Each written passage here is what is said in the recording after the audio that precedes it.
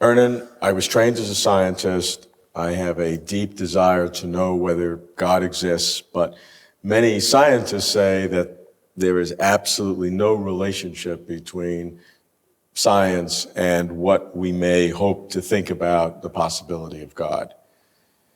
What do you think about the relationship of science to theology? That's, I think, a very interesting question, because there would seem to be different answers given to that. Sometimes people in the past and in the present, indeed, would say that theologians have nothing to learn from science. Unfortunately, if you look at theology, well, at almost any period, especially at our own period, you would think that theologians, so to speak, go their own way. It seems to me that's not correct. I mean, I think theology has a great deal to learn from science.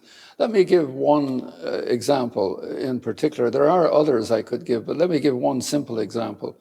If you go back in the history of Christian thought and Judeo-Christian thought, and the same would hold for Muslim thought, thinking, one of the traditional views was about the creation was that it was a sequential creation, that God did thus and so and thus and so and thus and so. Now, the implication of that is that from at the beginning it needed more adjustment, basically, that more had to be done. You had to add fish, you had to add plants, you had to... Well, you know, there is at least an implication. Why couldn't he have got it right in the first place? Now, Augustine in the 5th century was thinking deeply about that, because he was challenged on that very issue by his former co-religionists, the Manichaeans.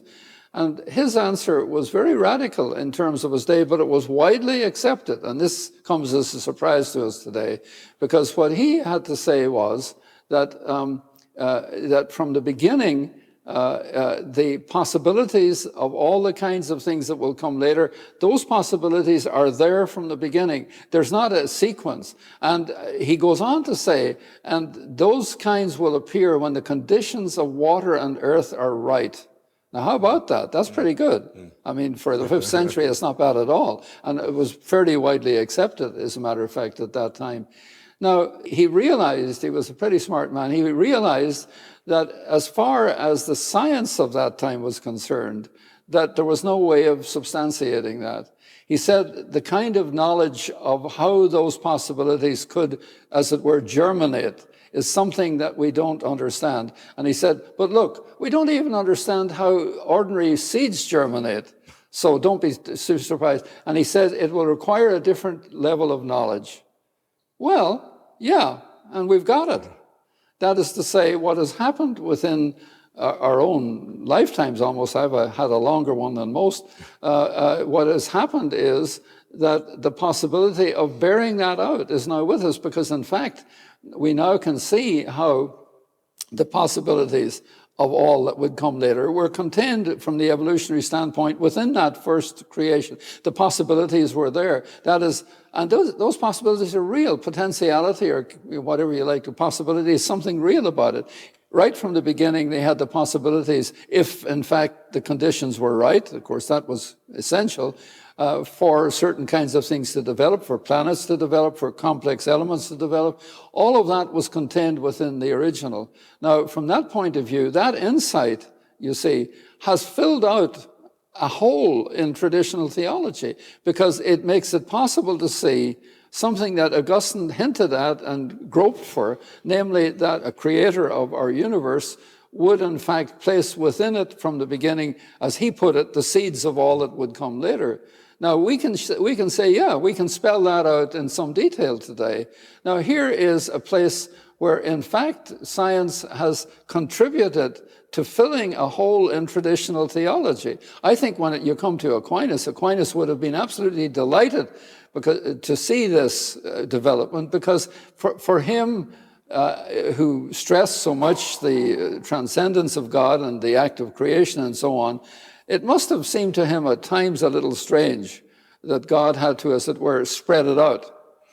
Why not, you know, do it all, make a universe within which all of this would come to be naturally? Well, that's a harder thing to do. I mean, if you face a creator with that, I mean, supposing you have a choice and say, now, creator, which do you want to do? The easier way would be to pop them in. But if you want a universe within which all of this will happen naturally, that's a tough call. That's a real challenge, and that's the kind of creator we have. Well, I think that makes a lot of sense from a religious point of view, but that assumes you're starting with the certainty that God exists. Oh, yes. Yes. Because if you just look at what science has done in filling in the holes, some would say it's filled in all the holes, so you don't need the religion in the first place. Well, of course, there are several ways of answering that. One is to point out that it has not and cannot fill in why physics should have a subject to begin with. What is the precondition for there being a physics, and therefore for there being a physicist, that there should be a universe in the first place? And that's a question that the physicist can't answer and shouldn't even attempt to. I mean, it's not a question of blocking. It simply doesn't arise for the physicist. The physicist goes with the universe that he has or she has and does the best that they can with it. But from that point of view, then, the universe asks for an answer to the question why there should be a universe in the first place. But once you have that, once you allow that question to be asked, and you allow the creator, a being of some kind, responsible for there being a universe, then in fact the rest of it follows, because you ask yourself this: supposing you have a being of that sort, and faced with the universe, faced with the act of creation, that act of creation is likely, it seems plausible to say, to bring about what the creator wishes to bring about. Now, from that point of view, the whole thing follows, because the universe will be a long-lived one within which life will develop and all the rest of it. And from that point of view, then, what physics has done today is to fill out the notion of what a transcendent creator would do in the first place. And that's something that traditional theology couldn't on its own do. The theologians of 1,000 years ago had to suppose a God who is limited by having to, as it were, do it in sequence. The theologians of today can, in fact, thanks to the ministrations of the physicist, can in fact fill out a universe such that it is worthy of a transcendent creator. I think that is absolutely correct.